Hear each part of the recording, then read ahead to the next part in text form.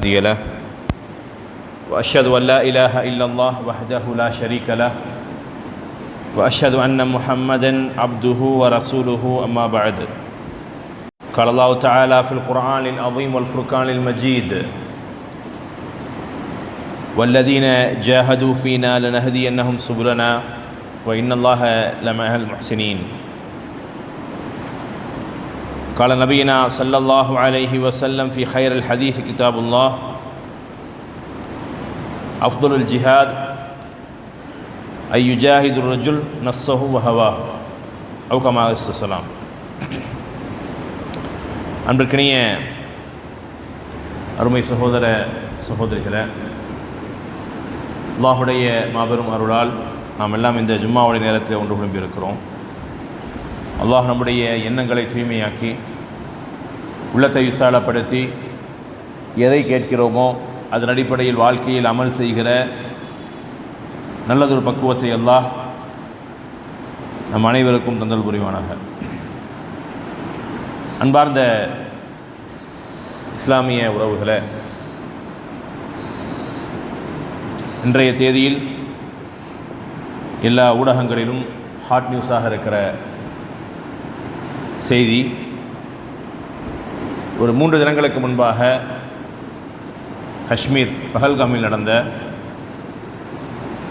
சுற்றுலா பயணிகள் மீது உண்டான கொலைவெறி தாக்குதல், கிட்டத்தட்ட 28 பேர் இறந்து போன செய்தி எல்லா ஊடகங்களிலும் நியூஸ் ஃபீடுகளிலும் லோக்கல்லிருந்து இன்டர்நேஷ்னல் மீடியா வரைக்கும் இது சென்சேஷனல் நியூஸாக இருக்கிறது. எல்லோருக்கும் நடந்த நிகழ்வினுடைய யதார்த்தம் என்னன்னு தெரியும். ஆனால் இதில் கவனிக்கப்பட வேண்டிய, கோடிட்டு காட்டப்பட வேண்டிய ஒரு சில விஷயங்கள் உண்டு. அதை நாம் நம்முடைய கவனத்திற்கு என்ன செய்யணும், எடுத்து செல்ல வேண்டும். காரணம் என்னவென்றால், பொதுவாகவே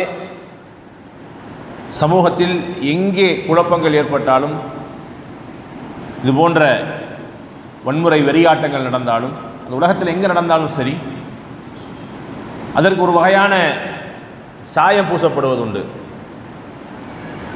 அது பொதுவாக நாம் வாழ்ந்து கொண்டிருக்கிற இந்த நாட்டுக்கு மட்டுமே பொதுவான செய்தி என்ன செய்ய முடியாது, எடுத்துக்க முடியாது. உலகத்தில் எந்த நாட்டில் பயங்கரவாதம் வன்முறைவாதம் நடந்தாலும் பொது பெயராக பெயர் சூட்டப்படுவது அதற்கு இஸ்லாமிய பெயர் தான். பெயர் வைக்கணும்னு நினைச்சால் என்ன செய்வாங்க, அதுக்கு இஸ்லாமிய சாயத்தையும் இஸ்லாமிய அடையாளத்தையும் என்ன செய்வாங்க, பூசுவாங்க. அதற்கு உள்ளூரிலிருந்து சர்வதேச அரசியல் வரை காரணங்களாக இருக்கும். இதில் ஒவ்வொரு முஸ்லீம்களும் இந்த சமூகத்திற்கு சொல்ல வேண்டிய செய்தி என்னவென்றால், இந்த உலகம் இஸ்லாத்தை எப்படி மீடியாக்கள் மூலமாக இந்த சமூகத்திற்கு அட்ரஸ் பண்ண விரும்புகிறாங்களோ, அடையாளப்படுத்த விரும்புகிறார்களோ, காண்பிக்க விரும்புகிறார்களோ, அது உண்மை இல்லை என்பதை யார் சொல்லுவார்? இஸ்லாமிய சமூகத்தை பற்றி 1400 ஆண்டுகளாக இந்த சமூகத்தில் எங்கே வன்முறைவாதங்களும் பயங்கரவாதங்களும் தீவிரவாதங்களும் நடந்தாலும் அதற்கு ஒரு இஸ்லாமிய பெயர் சூட்டப்படுகிறதா இல்லையா? ஒரு இஸ்லாமிய சாயம் பூசப்படுகிறதா இல்லையா?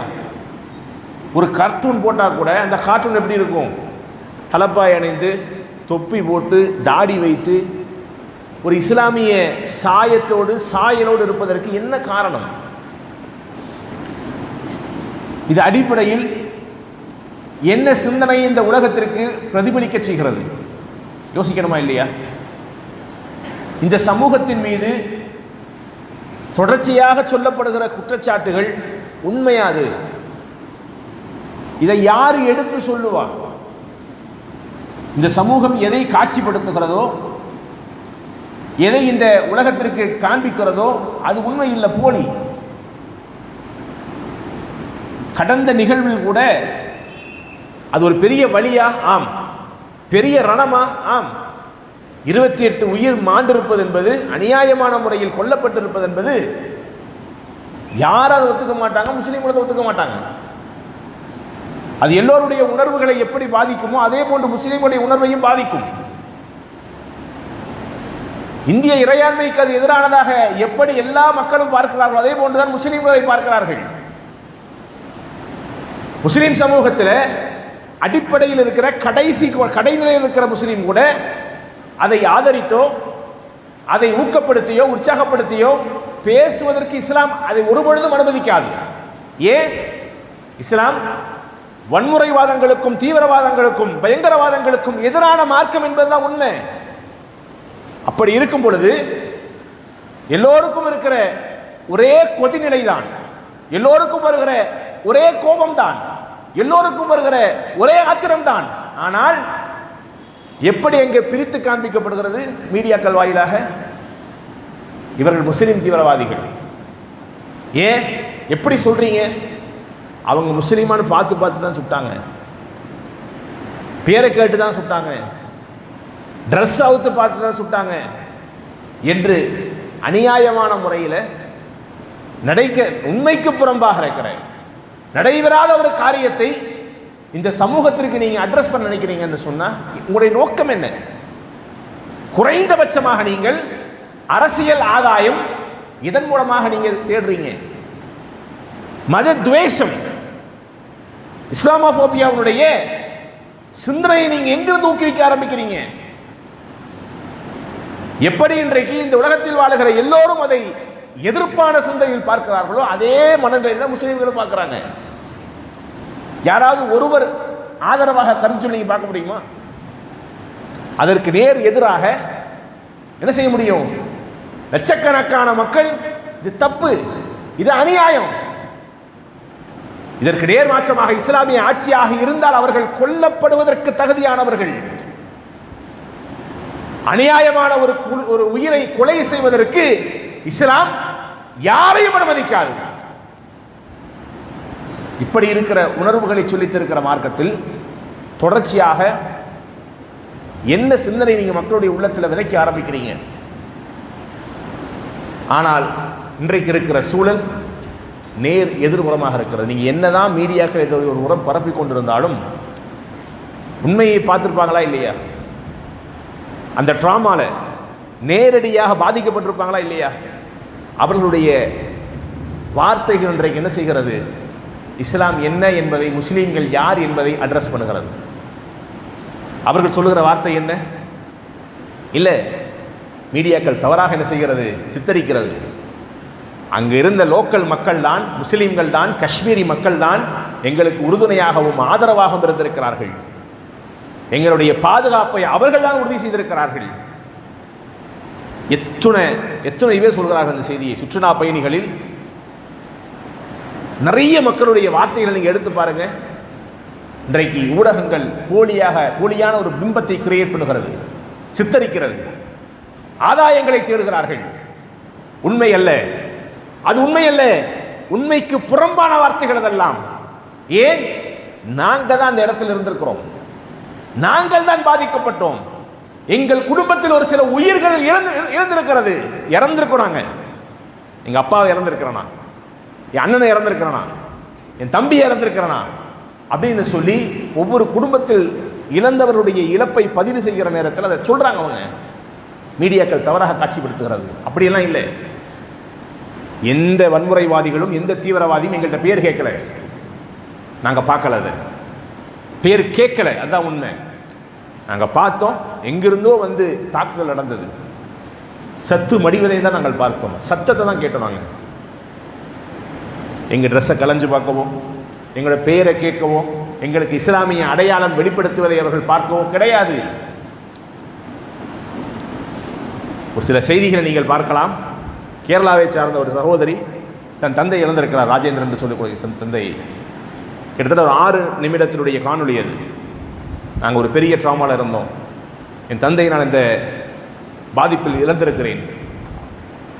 அன்றைக்கு இந்த இழப்பில் எங்களுக்கு ஆதரவாக இருந்த 2 பேர், ஒருவர் பேர் முசாஃபிர், மற்றொரு பேர் சமீர். உங்கள் 2 பேர் தான் என்ன செஞ்சாங்க? எங்களுக்கு உடன் பிறந்த சகோதரரை போல உதவி செய்தார்கள், எங்களுக்காக காத்து கிடந்தார்கள். மார்ச்சரிக்கைங்களை கூட்டிட்டு அங்கேயும் இங்கேயும் அலைஞ்சாங்க. இங்கே கூட பிறந்த சகோதரன் என்னோடு சேர்ந்திருந்தால் எனக்கு என்னென்ன உதவிகளை செய்திருப்பார்களோ அந்த எல்லா உதவிகளையும் இந்த சகோதரங்களுக்கு செய்தார்கள். அவர்கள் தான் எங்களுக்கு உறுதுணையாக இருந்தார்கள். இந்த பெண் கடைசியாக செய்கிற பதிவு என்னவென்றால், நாங்கள் காஷ்மீர்லேருந்து திரும்ப ஸ்ரீநகர்லேருந்து ஃப்ளைட் ஏறும் பொழுது எங்களுக்கு இருந்த ஒரே ஒரு உணர்வு, காஷ்மீரில் எனக்கு 2 சகோதரர் கிடைத்திருக்கிறார். காஷ்மீரில் எனக்கு 2 சகோதரர் கிடைத்திருக்கிறார். இந்த கஷ்டமான நேரத்தில், கஷ்டமான சூழலில் எனக்கு எல்லா வகையான உதவியும் அவர் செய்திருக்கிறார் என்று சொல்லி அந்த பெண்மணி இந்த தகவலை பதிவு செய்யும் பொழுது இந்த உலகத்திற்கு வருகிற செய்தி என்னவென்றால், நீங்கள் எதை இந்த உலகத்திற்கு நீங்கள் காட்சிப்படுத்த நினைத்தாலும் சரி, இஸ்லாமிய மார்க்கத்தை அழித்தொழிப்பதற்காக தவறான சாயத்தை, பிம்பத்தை இந்த சமூகத்தில் எல்லோருடைய உள்ளத்திலும் நீங்கள் விதைக்க ஆரம்பித்தாலும் சரி, குர்ஆன் நேரடியாக சொல்லுகிற செய்தி, யுரீதுன யுத்ஃபியூ நூரல்லாஹி பிஅஃப்வாஹிஹிம். எவ்வளவு கஷ்டப்பட்டாலும் சரி அதால அழிக்க முடியாது. வல்லாஹு முத்திம்மு நூரிஹி, வல்லாஹு முத்திம்மு நூரிஹி. அல்லாஹ் தன்னுடைய ஒளியை இந்த சமூகத்தில் பிரகாசிக்க செய்வான். ஒவ்வொருடைய ஸ்டேட்மெண்ட் அது. நீங்க எதை காட்சிப்படுத்த நினைக்கிறீங்கன்னா, ஒட்டுமொத்த உலகத்திற்கும் நீங்க இஸ்லாத்தை எப்படி காட்ட நினைச்சீங்க? பேரை கேட்டு சுட்டாங்க, ட்ரெஸ்ஸை கலந்து சுட்டாங்க, இப்படிதான் நீங்க காட்ட ஆசைப்பட்டீங்க. ஆனால் எப்படி இன்றைக்கு காட்டப்பட்டிருக்கிறது தெரியுமா? அவருடைய இஸ்லாத்தை அவர்கள் எங்கிருந்து வெளிப்படுத்தினார்கள்? ஒரு பிஸ்மில்லா என்று சொல்லி எங்களை பாதுகாத்துக் கொண்டிருந்தார். அந்த வார்த்தைக்குள் இருந்து அவர்கள் என்ன செஞ்சாங்க? இஸ்லாத்தை வெளிப்படுத்தினாங்க. ஆம், அவர்கள் எங்களுடைய சகோதரர்களாக நாங்கள் அதை உணர்ந்தோம். உணர்வு ரீதியாக அதை நாங்கள் உணர்ந்தோம். ஏன்? அவங்கள்ட்ட அப்படி ஒரு சிந்தனை இல்லை. அந்த சிந்தனை அவங்கள்ட்ட இல்லை. 5 கிலோமீட்டர் வரை என்னுடைய சகோதரனை முதுகில் சுமந்து நடந்தே கொண்டு வந்தார். மருத்துவமனையாக கூட்டிட்டு வந்து எங்களை பாதுகாத்திருக்கிறார்கள். எங்களுடைய தொப்புள் கொடி உறவுகள் அவர்கள் என்று சொல்லுகிற அளவிற்கு இன்றைக்கு அந்த மக்களை அவர்கள் சொல்றாங்கன்னு சொன்னா யோசிக்க நாம் கடமைப்பட்டிருக்கிறோம். இந்த உலகத்தில் இஸ்லாமிய மார்க்கத்தை நீங்கள் எந்த வகையில் நீங்கள் காட்சிப்படுத்த ஆரம்பித்தாலும் சரி, நினைத்தாலும் சரி, உண்மை அதல்ல. இதைத்தான் நம்ம என்ன செய்யறோம்? தொடர்ச்சியாக சொல்லிக்கொண்டே இருக்கிறோம். நபிகள் நாயகம் ஸல்லல்லாஹு அலைஹி வஸல்லம் இறை தூதரை நீங்கள் எப்படி காட்சிப்படுத்தினாலும் சரி, அவர் இந்த சமூகத்தில் ஏற்படுத்திய உணர்வு என்பது, அவர் இந்த சமூகத்தில் ஏற்படுத்திய சிந்தனை என்பது ஒழுக்கத்திற்கும் ஒற்றுமைக்கும் சேர்ந்து வாழுகிற சிந்தனையை ரசூலுல்லாஹி ஸல்லல்லாஹு அலைஹி வஸல்லம் விதைத்தார்கள். நபிகள் நாயகம் ஸல்லல்லாஹு அலைஹி வஸல்லம் இந்த ஒரு எண்ணத்தை என்ன செஞ்சாங்க? அந்த மக்களுடைய உள்ளத்தில் அடிப்படையில் உருவாக்குனாங்க.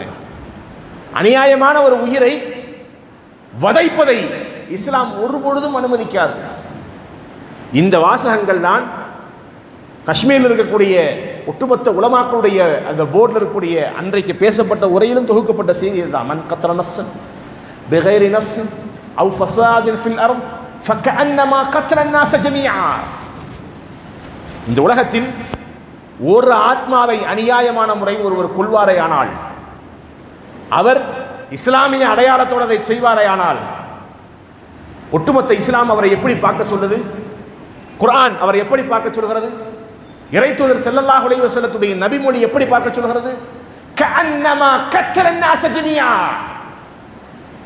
ஒரு நபரை வதைப்பது என்பது, ஒரு நபரை கொல்லுவது என்பது இஸ்லாத்துடைய பார்வையில் என்ன?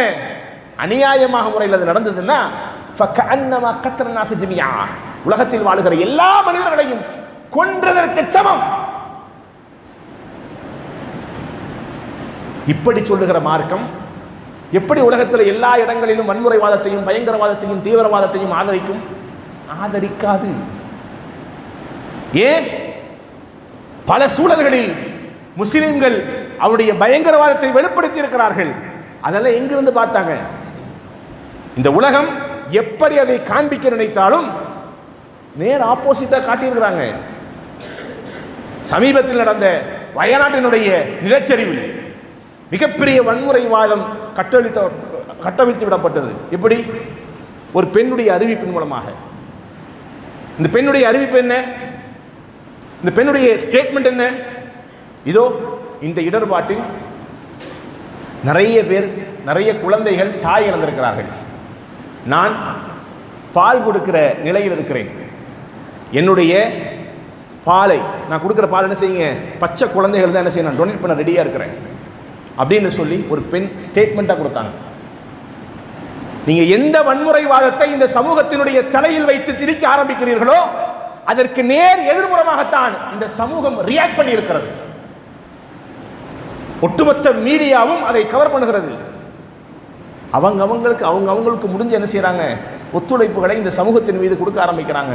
அதில் ஒரு பெண், ஒரு தாய் சமீபத்தில் குழந்தையை பெற்றெடுத்து குழந்தைக்கு தன் சொந்த குழந்தைக்கு பால் கொடுத்து கொண்டிருக்கிற தாய் தந்த ஸ்டேட்மெண்ட், தேவைப்பட்டா என்னை பயன்படுத்திக்கிங்க என்று சொல்லி அந்த பெண் இவ்வளவு பெரிய ஸ்டேட்மெண்ட்டை கொடுத்ததை மீடியா பெருசாக கவர் பண்ணுச்சு. இதுதான் இஸ்லாம். அவரிடத்துல ஒரு தீவிர போக்கு இருக்கிறதா? ஆம், இருக்கிறது. எதுல? அவங்கள்ட்ட தீவிர போக்கு இருக்குதா? ஆமா, இருக்குது. எதுல?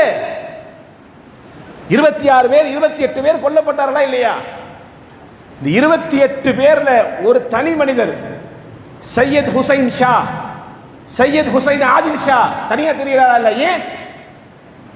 நேற்று என்ன நடந்த ஜனாசாவில் உமர் அப்துல்லா என்ன செஞ்சாரு? கலந்து கொண்டார். அவரை பற்றி சொல்லப்பட்ட செய்தி என்ன? ஒரு சாதாரண குதிரை மேய்ப்பாளர், குதிரை பணியாளர். இந்த 27 பேர் கொல்லப்பட்டாங்களா இல்லையா? அவருடைய ஹிஸ்டரி வேற. அவர்கள் அநியாயமான முறையில் தாக்குதலில் கொல்லப்பட்டார்கள், சுற்றுலா பயணிகள் கொல்லப்பட்டார்கள். இவர் அப்படி இல்லை. இந்த சையத் ஹுசைன் ஆதில் ஷா என்பவர் அங்க இருக்கக்கூடிய ஒரு வியாபாரி, குதிரை மேய்ப்பாளர். ஏன்னா அந்த இடத்துக்கு என்ன செய்ய முடியாது, நடந்து போக முடியாது, ரோட் டிரான்ஸ்போர்ட் கிடையாது. போறதாக இருந்தால் குதிரையில் தான் போயாகணும், பைக்கிலையோ கார்லையோ எதுலையும் போக முடியாது. பஹல்காம்ல இருந்து அங்கே போகணும்னு சொன்னான். அப்போ இந்த 5 கிலோமீட்டருக்கு குதிரை சவாரி செய்யக்கூடிய ஒரு நபர் தான் அவர். வன்முறைகள் கட்டவிழ்த்தப்படும் பொழுது ஓடி போய் அந்த துப்பாக்கியை பிடித்து அந்த குண்டு பாய்ச்சலின் காரணத்தினால் கொல்லப்பட்டவர் தான் அவர். நீங்க என்ன நினைச்சீங்க? இந்த 27 பேத்தையும் அவுத்து பார்த்து சுட்டாங்கன்னு சொல்ல வந்தீங்க. இந்த 28ஆம் நபர் யார்? அவர் எப்படி சொல்ல கொல்லப்பட்டார்? நாங்கள் அவரைத்தான் தீவிரவாதி என்று சொல்கிறோம். ஏன்?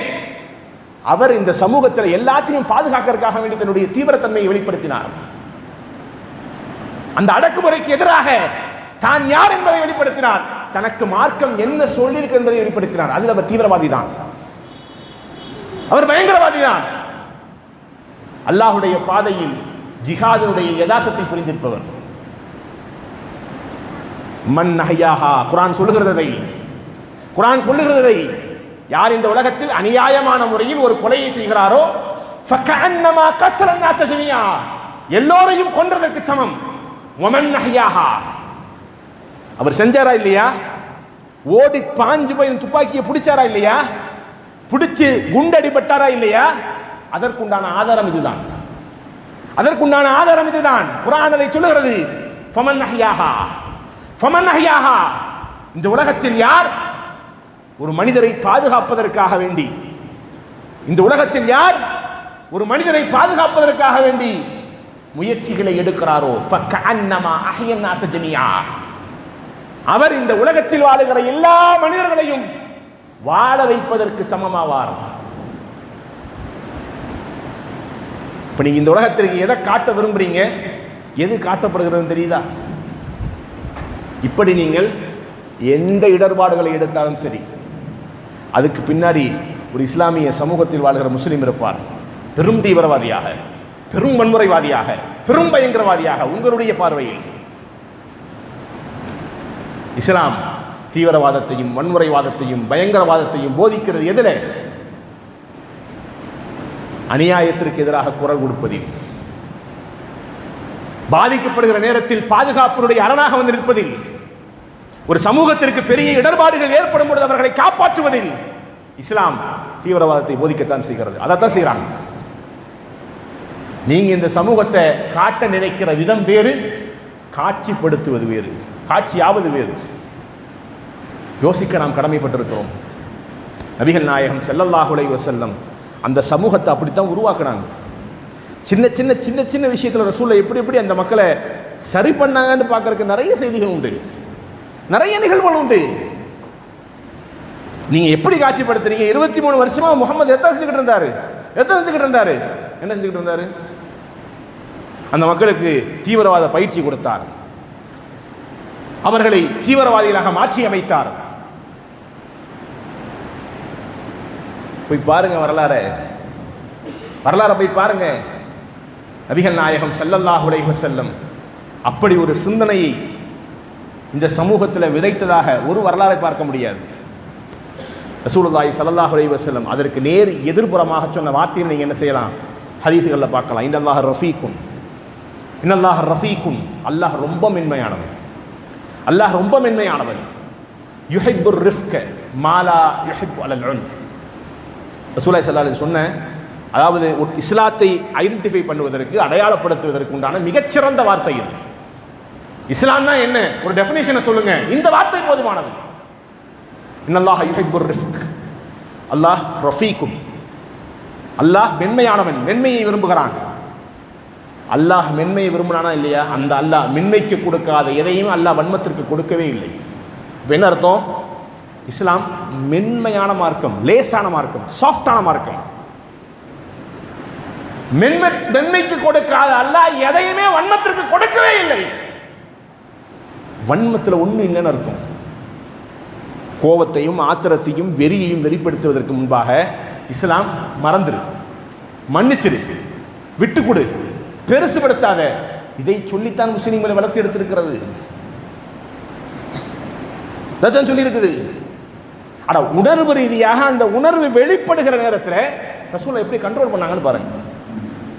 பேசுவதற்கு ஒன்றும் பெரிய செய்தி அல்ல, ஆனால் அந்த ஹதீஸில் ஒரு தந்தையினுடைய உணர்வு என்னன்னு புரிஞ்சுக்க முடியும். ஒரு போர் வீரராக அந்த வீரனுடைய உணர்வு என்னன்னு புரிஞ்சுக்க முடியும். ரசூலுல்லாஹி ஸல்லல்லாஹு அலைஹி வஸல்லத்திற்கு அவருடைய பேரப்பிள்ளை பிறக்கிற நேரம், தன்னுடைய மகள் ஃபாத்திமாவுக்கு குழந்தை பிறக்குது. அலி ரலியல்லாஹு என்னது அந்த குழந்தையினுடைய தந்தை. ரசூலுல்லாஹி ஸல்லல்லாஹு அலைஹி வஸல்லம் ஓடி வர்றாங்க. வந்து அலியை பார்த்து கேட்குறாங்க, யா அலி, தந்தையை பார்த்து கேட்குறாங்க, என் பிள்ளைக்கு என்ன பேர் வச்சீங்க? ரசூலுல்லாஹி ஸல்லல்லாஹு அலைஹி வஸல்லம் தன் பேரருக்கு என்ன பேர் வச்சீங்க என்று சொல்லி தன் மருமகன்கிட்ட கேட்கிறார். இந்த மருமகன் யார்? அலி இப்னு அபி தாலிப். இஸ்லாமிய வரலாறு எடுத்து பாருங்க. அவர் மிகச்சிறந்த போர் வீரர். ரசூலுல்லாஹி ஸல்லல்லாஹு அலைஹி வஸல்லத்துடைய போர்க்களங்களில் முதல் அணியிலிருந்து, முதல் வரிசையிலிருந்து வரக்கூடிய நபர் அவர். நீங்க ஹதீஸ்ல எடுத்து பாருங்க, பத்ர் போர் நடந்ததுன்னு பார்ப்பீங்க.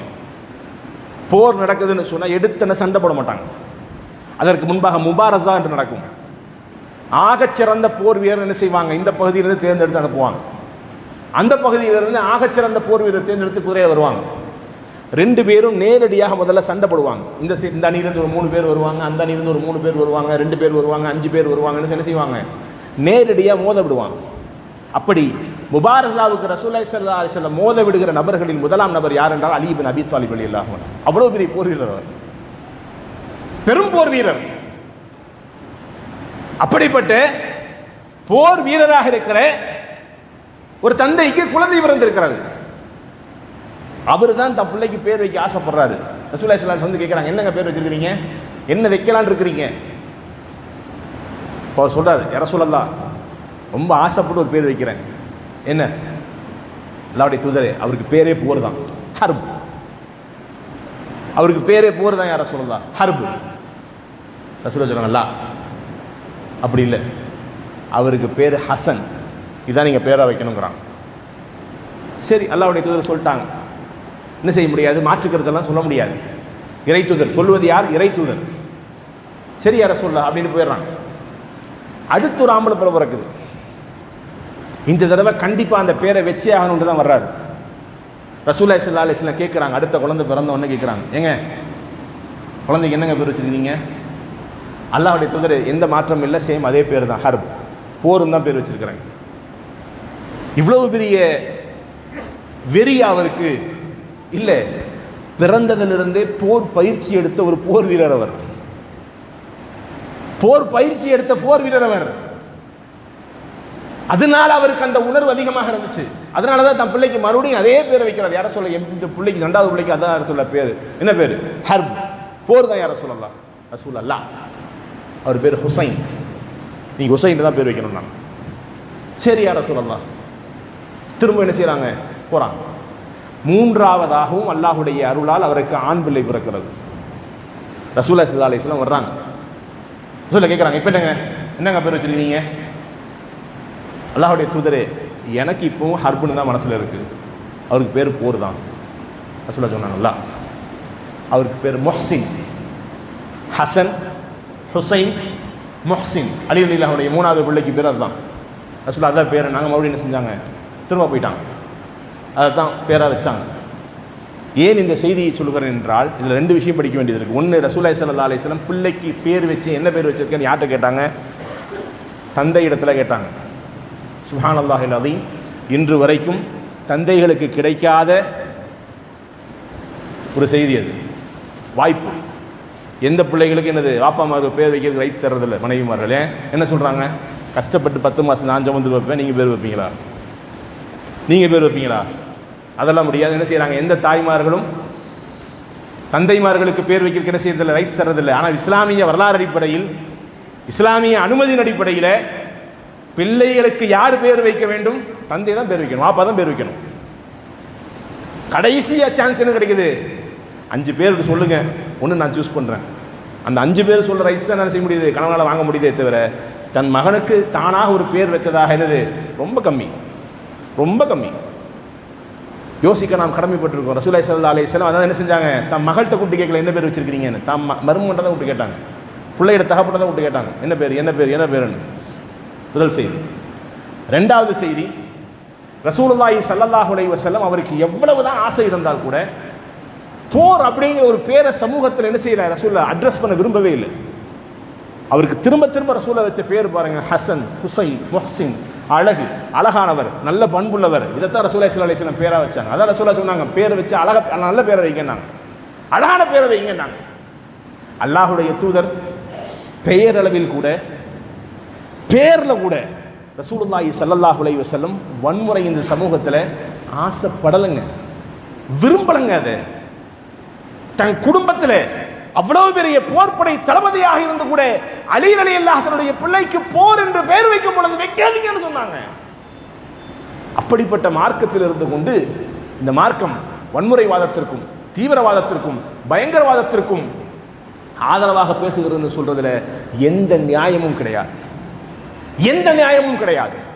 நபிகள் நாயகம் ஸல்லல்லாஹு அலைஹி வஸல்லம் எப்பொழுதெல்லாம் வன்முறை செய்திருக்க வேண்டுமோ அப்பெல்லாம் வன்முறை செய்யலை. அது ரசூலுல்லாஹ் வரலாறு நாங்கள் படிக்கிறோம். உங்களுக்கு என்ன தெரியுது? பத்ர் தெரியுது, உஹது தெரியுது, ஹந்தக் தெரியுது. இவை அனைத்துமே ரசூலுல்லாஹி ஸல்லல்லாஹு அலைஹி வஸல்லம் தன் சமூகத்தை பாதுகாப்பதற்காக எடுத்த முன்னெடுப்பு தான்.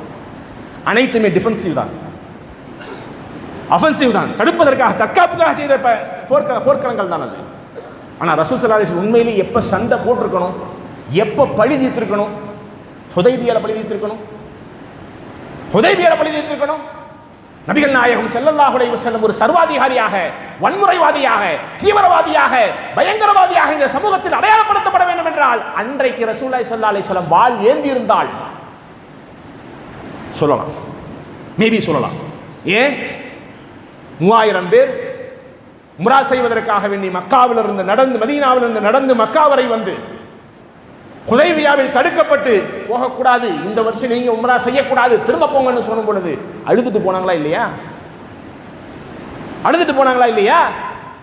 கொண்டு வந்த ஆடு மாடு கோழி எல்லாத்தையும் என்ன செஞ்சாங்க? அங்கேயே அறுத்து போட்டாங்க, அங்கேயே பலி கொடுத்தார்கள், அங்கேயே இஹ்ராமை களைந்தார்கள். உம்ரா இல்ல, இஹ்ராம் களையப்பட்டு விட்டது, போங்க திரும்பி போலாம் வாங்கன்னு சொல்லி ரசூலுல்லாஹ் கூட்டிட்டு போனாங்களா இல்லையா? உமர் ரலியல்லாஹு கேட்டாங்களா, யா ரசூலல்லாஹ் என்ன இது, என்ன யா ரசூலல்லாஹ் இப்படி ஒரு அநியாயமான அக்ரிமெண்ட்ல கையெழுத்து போடுறீங்களே, ஏன் யா ரசூலல்லாஹ் கொஞ்சம் யோசிங்க, மறுபரிசீலனை செய்யுங்க. ஏன்? அலஸ்னா ஃபில் ஹக் வஹும் ஃபில் பாத்தில், அலஸ்னா ஃபில் ஹக் வஹும் ஃபில் பாத்தில். 6 ஆண்டு காலமாக இதைத்தானே சொன்னீங்க, மக்காவிலும் சரி மதீனாவிலும் சரி இதைத்தான் நீங்க சொன்னீங்க. நாம் தான் சத்தியத்தில் இருக்கிறோம், நாம் தான் சத்தியத்தில் இருக்கிறோம், அவங்க அசத்தியம் தானே சொன்னீங்க, அவங்க அசத்தியம் தானே சொன்னீங்க. அப்புறம் என்ன யா ரசூலல்லாஹ்? அப்புறம் என்ன பார்த்துடலாம், என்ன இருந்தாலும் பார்க்கலாம். ரசூலா சொன்னாங்க ஒன்றும் பேசாதீங்க, பேசாம போங்கன்னா எல்லாரும் பேசாம போனாங்க. உம்ரா இல்லை உங்களுக்கு, திரும்பி போங்க, திரும்பி போனாங்க. ரசூலுல்லாஹி ஸல்லல்லாஹு அலைஹி வஸல்லம் உண்மையில் வன்முறையை வெளிப்படுத்தி இருக்க வேண்டும் என்றால் அன்றைக்கு வெளிப்படுத்தி இருக்க வேண்டும். எல்லா ஆதரவும் சஹாபாக்களுக்கு மத்தியில் இருந்து ரசூலா செய்யலது. திரும்ப மக்காவுடைய வெற்றி, மக்காவுடைய வெற்றி வரலாறு என்ன செய்தி உங்களுக்கு சொல்கிறது? ரசூலுல்லாஹி ஸல்லல்லாஹு அலைஹி வஸல்லத்தோடு சேர்ந்திருந்த படை மக்காவுக்குள்ளே என்ட்ராகும் பொழுது ரசூல்லா போறதுக்கு முன்னாடி போனவர்கள் எல்லாம் சொல்லிட்டு போன செய்தி என்ன? அல் யௌமு யௌமுல் மல்ஹமா. இந்த வார்த்தையை பதிவு செய்யுங்க. அல் யௌமு யௌமுல் மல்ஹமா.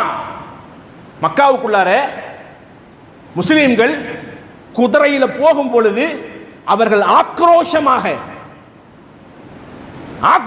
சொன்ன வார்த்தை இது. இன்னைக்கு பழுதிக்கிற நாள், இன்னைக்கு பழுதிக்கிற நாள். உங்களுக்கு எல்லாம் ஞாபகத்துக்கு வரணும். இதெல்லாம் எப்படி நீங்க எங்களை மக்காவிலிருந்து துரத்துனீங்களோ அது உங்களுக்கு ஞாபகத்துக்கு வரணும். பத்ர் ஞாபகத்துக்கு வரணும். ஹுதைபியா உங்களுக்கு ஞாபகத்துக்கு வரணும். எப்படி எங்களை எல்லாம் நீங்க கொன்னீங்களோ, சிறைபிடித்தீங்களோ எல்லாம் உங்களுக்கு ஞாபகத்துக்கு வரணும். அல் யௌமு யௌமுல் மல்ஹமா. இன்றைக்கு பழுதிக்கிற நாள். மக்கா வெற்றி கொள்ளப்பட்ட இன்றைக்கு கண்ணில் கடச்சவங்களை எல்லாம் வெட்டுவோம். இதைத்தான் சொல்லிட்டு உள்ள போனாங்க. ரசூலுல்லாஹி ஸல்லல்லாஹு அலைஹி வஸல்லம் உள்ள என்ட்ராகும் பொழுது சொன்ன வார்த்தை உண்மையிலேயே வரலாற்றில் இன்றும் கவனிக்கப்படுகிறது. அன்றைக்கு பழி தீர்த்திருந்தால், இறை தூதர் வாழேந்தி இருந்தால், கொல்லப்பட்டிருந்தால் யாரும் கேள்வியெல்லாம் கேட்க முடியாது. ஏன்? மக்கா முஸ்லிம்களுடைய கரத்தில் வெற்றி கொள்ளப்பட்டு விட்டது. போர் முடிவுகளில் எப்படி வேணாலும் முடிவெடுப்பதற்கு ஒரு ஆட்சியாளருக்கு, போர்ப்படையுடைய தளபதிக்கு என்னது அனுமதி இருக்கிறது, செய்ய முடியும். ரசூலுல்லாஹ் செய்யல. மக்காவுக்குள்ள நுழையும் பொழுது ரசூலுல்லாஹ் சொல்லிட்டு போன வார்த்தை அல் யௌமு யௌமுர் ரஹ்மா. அல் யௌமு யௌமுர் ரஹ்மா. இன்றைய நாள் மன்னிப்புக்குரிய நாள். மன்னிப்புக்குரிய நாள். மன்னிப்பு வேண்டுமா? மன்னிப்பு வேண்டுமா? பாதுகாப்பு வேண்டுமா? யாரெல்லாம் காபாவுக்குள் போய் தஞ்சம் புகிறார்களோ, அல்லாஹ்வுடைய இறை இல்லத்துக்குள்ள போய் என்ன பாதுகாத்துக்கிறாங்களோ அவங்க எல்லோருக்கும் பாதுகாப்பு. அவர்கள் எல்லோருக்கும் பாதுகாப்பு. அவர்கள் எல்லோருக்கும் மன்னிப்பு. யாரெல்லாம் அபூ சுஃபியானுடைய வீட்டில் போய் பாதுகாப்பு தேடுறாங்களோ, தஞ்சம் புகிறாங்களோ அவர்கள் எல்லோருக்கும் பாதுகாப்பு. அல் யௌமு யௌமுர் ரஹ்மா. இன்றைய நாள் கருணையினுடைய நாள், மன்னிப்பினுடைய நாள். எல்லோரையும் மன்னிக்கிறோம், எல்லோரையும் நாங்கள் என்ன செய்கிறோம்? விடுறோம். நாங்கள் ரசூலுல்லாஹி ஸல்லல்லாஹு அலைஹி வஸல்லம் அப்படிப்பட்ட மார்க்கத்தில் இருந்து கொண்டு நாம் இஸ்லாத்திற்கு எதிராக பேசுவதற்கு ஒன்றும் இல்லை. எப்பெல்லாம் ரசூலுல்லாஹி ஸல்லல்லாஹு அலைஹி வஸல்லம் வாள் ஏந்தி இருக்க வேண்டுமோ அப்பெல்லாம் ரசூலுல்லாஹ் வாள் ஏந்தலை, கோவப்படலை, நிதானமாக இருந்தாங்க, பொறுமையாக இருந்தாங்க. இப்போ ரசூலுல்லாஹ்ட்ட சஹாபாக்கள் படித்தது அதை தான், நிதானத்தையும் பொறுமையும் தான். நிதானத்தையும் பொறுமையும் தான்.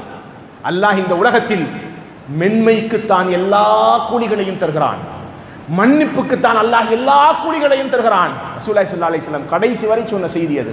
அல்லாஹ்ட்ட மன்னிப்பு கேளுங்க, அல்லாஹ்ட்ட மன்னிப்பு கேளுங்க.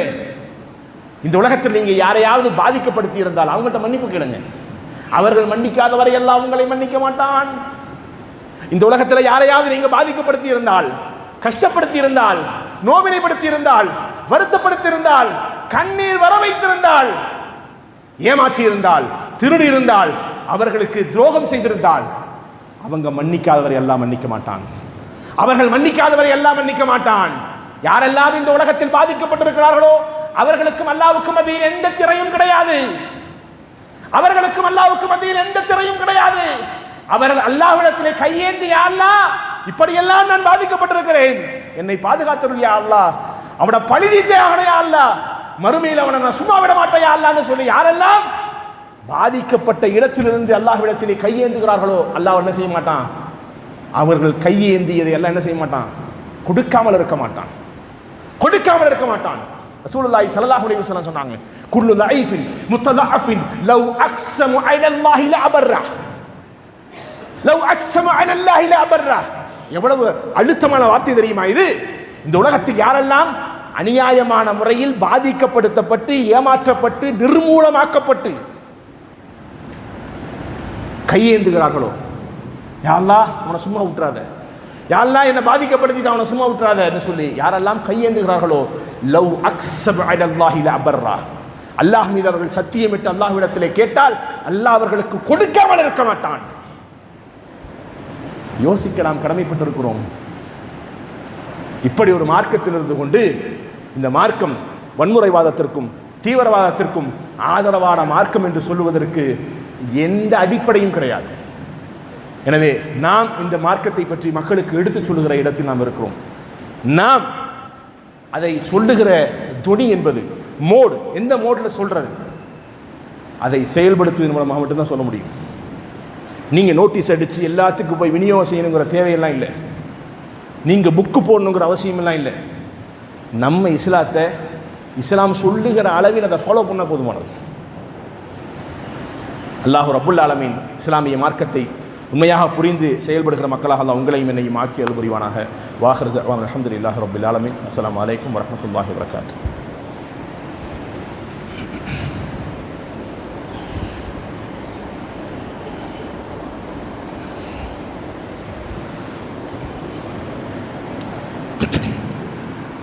சுப்ஹானக லா இல்ம லனா இல்லா மா அல்லம்தனா இன்னக அன்த அலீமுல் ஹக்கீம். அன்பிற்கினிய அருமை சகோதரர்களே, சகோதரிகளே, நம்முடைய முதலாவது உரையில் இஸ்லாமிய மார்க்கம் என்பது எவ்வளவு மென்மையான மார்க்கம், வன்முறைக்கும் பயங்கரவாதத்திற்கும் தீவிரவாதத்திற்கும் அடிப்படையில் எந்த ஆதாரங்களும் இல்லாத மார்க்கம் தான் இஸ்லாம் என்பது. இஸ்லாம் எப்படியெல்லாம் இந்த சமூகத்தில் அடர்த்தியாக பரவியது இஸ்லாமிய கொள்கையின் காரணத்தினால்தான், இஸ்லாமிய பண்புகள் மூலமாகத்தான், இஸ்லாமிய நடத்தைகள் மூலமாகத்தான், கல்ச்சரின் மூலமாகத்தான். அப்படிதான் இந்த சமூகத்தில் ரொம்ப ஸ்பீடாக இஸ்லாம் பரவ ஆரம்பிச்சது. அடிமை சமூகத்திற்கு மத்தியில் இஸ்லாம் எவ்வளவு ஸ்பீடாக எப்படி பரவுச்சுன்னு சொன்னால், அவங்களுடைய ரைட்ஸ் அவங்க பார்க்க ஆரம்பித்தாங்க. அங்கே எப்படி பார்த்தாங்க? ஒரு ஓனர் தனக்குண்டான அடிமையை அடித்து துன்புறுத்தி கொள்வதை எல்லாம் பார்க்கும் பொழுது, அநியாயம் செய்கிறதையெல்லாம் பார்க்கும் பொழுது இஸ்லாம் சொல்லிச்சு, உங்களுக்கு ஒரு பணியாளர் இருந்தால் என்ன செய்யாதீங்க, அவங்களை அடிக்காதீங்க. அபு மஸ்ஊத் அல் பத்ரி அவர் தான் இந்த கேள்வி கேட்குறாரு, யா ரசூலல்லாஹ் நீங்கள் அடிக்காதீங்கன்னு சொன்னீங்களா இல்லையா? தப்பை செஞ்சுட்டே இருக்கான யா ரசூலல்லாஹ், அவனுக்கு அது புரிதல் வரமாட்டேங்குது, பக்குவப்பட மாட்டேங்கிறான், திரும்ப திரும்ப அதே தப்பை பண்ணிகிட்டே இருக்கேன் யா ரசூலல்லாஹ், எத்தனை தடவை மன்னிச்சு விடலாம்? இப்படி ஒரு கேள்வி கேட்குறாங்க. ரொம்ப சிம்பிளான செய்தி இது. எத்தனை தடவை மன்னிச்சு விட யார சொல்லுறாங்க? 70 மர்ரா, 70 முறை மன்னிங்க. உங்கள்கிட்ட வேலை செய்கிற ஒருத்தன் தப்பு பண்ணிட்டா டக்குன்னு என்ன செய்யாதீங்க, அடிக்காதீங்க, திட்டாதீங்க, அவனை காயப்படுத்தாதீங்க, கஷ்டப்படுத்தாதீங்க அப்படின்னு சொல்கிறாங்க. சொல்லிட்டு ரசூலுல்லாஹி ஸல்லல்லாஹு அலைஹி வஸல்லம் கேட்குறாங்க, யார சொல்ல எத்தனை தடவை மன்னிக்கிறதுன்னு கேட்கும்போது ரசூலுல்லாஹ் சொன்னாங்க 70 முறை மன்னிங்க. அப்புறம் ரசூலுல்லாஹ் 70 டைம்ஸ் மன்னிச்ச போதுமே யார் ரசூலுல்லாஹ் டோட்டலாக? ரசூலுல்லாஹ் சொல்கிறாங்க, இல்லை, ஒரு நாளைக்கு அவன் 70 தவறுகளை செய்தாலும் நீங்கள் என்ன செய்யுங்க, மன்னிக்கிற இடத்துல தான் நீங்கள் இருக்கணும்னாங்க. அவன் லைஃப் டைமில் எழுவதில்லை, ஒரு நாளைக்கு உங்கள்கிட்ட வேலை செய்கிற வேலைக்காரன் உங்கள்கிட்ட அடிமையாக இருந்தால் அல்லது வேறு ஏதாவது வகையில் உங்கள்கிட்ட வேலை செய்கிறானா இல்லையா, அவன் செய்கிற தப்பு செஞ்சுட்டான்னு சொல்லி அதை நீங்கள் கண்டிக்காமல் தண்டிக்காமல் சும்மா அச்சுறுத்தாமல் நீங்கள் மிரட்டாமல் சொல்லிக் கொடுக்கக்கூடாதா? தாராளமாக சொல்லிக் கொடுக்கலாம். தப்பு ரிப்பீட்டடாக சொல்லிக் கொடுக்கலாம். நீங்கள் அதிகார துணியோடு டே நான் ஓனர்ரா எத்தனை தடவை சொல்கிறது உங்கள்கிட்ட அப்படின்னு சொல்லி உங்கள்கிட்ட ஒரு எண்ணம் வருதா இல்லையா? அந்த எண்ணத்தை நீங்கள் வெளிப்படுத்துறதுக்கு உங்களுக்கு அவகாசம் என்ன? இஸ்லாம் சொல்லுகிறது 70 முறை மன்னியுங்கள். இப்படி ஒரு செய்தி அன்றைக்கு பணியாளர்களாக இருந்த அடிமைகளாக இருந்த மக்களுக்கு தெரிஞ்சா எப்படி வந்திருக்கும்? தெரிஞ்சாலும் இஸ்லாத்துக்கு ஓடி வந்தாங்க. என்னடா மார்க்கம் இது?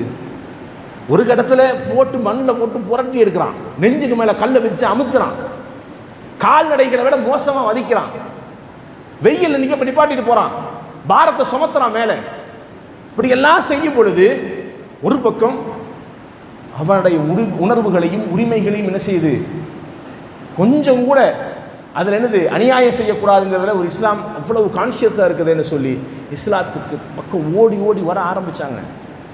அப்போ உண்மையிலேயே இஸ்லாத்துடைய யதார்த்தங்கள் தெரிந்தால்தான் மக்களுக்கு அது புரியும். இப்போ நம்ம இதெல்லாம் நம்ம எங்கே தேடுறோம்? பள்ளிவாசலில் தேடுறோம். ஆனால் இங்கே கேட்குற செய்திகளை நம்ம வீட்டுக்கு கொண்டு போக ரெடியாக இல்லை. நம்ம கேட்குற செய்தியை நம்ம ஃபேக்ட்ரி கொண்டு போக, நம்மள்ட்ட பணியாளர்கிட்ட கொண்டு போகிறதுக்கு ரெடியாக இல்லை. நீங்கள் ரெடியாக இல்லாத வரைக்கும் என்ன செய்யாது இஸ்லாம் இந்த சமூகத்துடைய உள்ளத்தில் கவரப்படாது.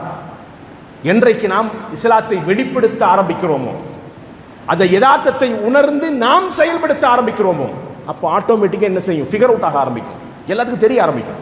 ஒரு ஹதீஸை நம்ம சொல்லும் பொழுது, இன்றைக்கு 40 வருஷம் 50 வருஷம் முஸ்லீம்களாக இருந்து புதுசாக இருக்கேங்க அப்படியே இஸ்லாம் சொல்லுது.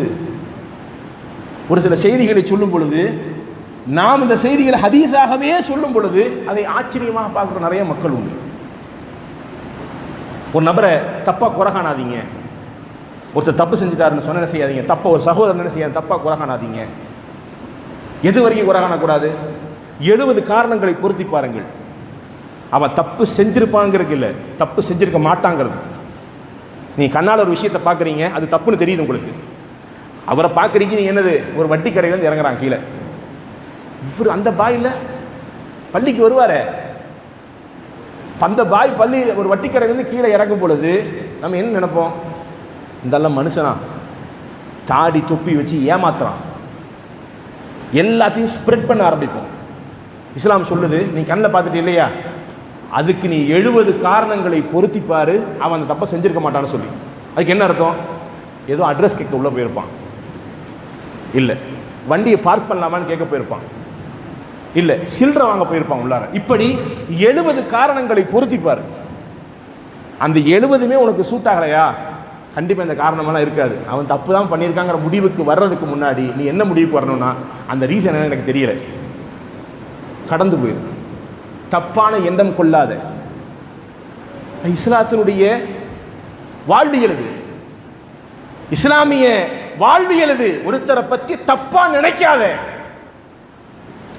இப்படி சொல்லுகிற மார்க்கத்தில் இருந்து கொண்டு நாம் நம்ம என்ன ஸ்டேட்டஸில் இருக்கிறோம்? நம்ம இஸ்லாத்தில் யோசிக்க நாம் கடமைப்பட்டிருக்கிறோம். இஸ்லாத்தை நாம் அடிப்படையில் புரிந்து உணர்ந்து செயல்படுத்தினாலே போதுமானது. இஸ்லாம் இந்த சமூகத்தில் கணக்கு வழக்கில்லாமல் வளர ஆரம்பிக்கும். அப்படி இஸ்லாத்தை அல்லாஹ் ரப்புல் ஆலமீன் இந்த சமூகத்தில் முழுவதுமாக பரவச் செய்வானாக. வாஹிரு தஅவானா அல்ஹம்துலில்லாஹி ரப்பில் ஆலமீன். அஸ்ஸலாமு அலைக்கும் வரஹ்மத்துல்லாஹி வபரகாத்துஹு.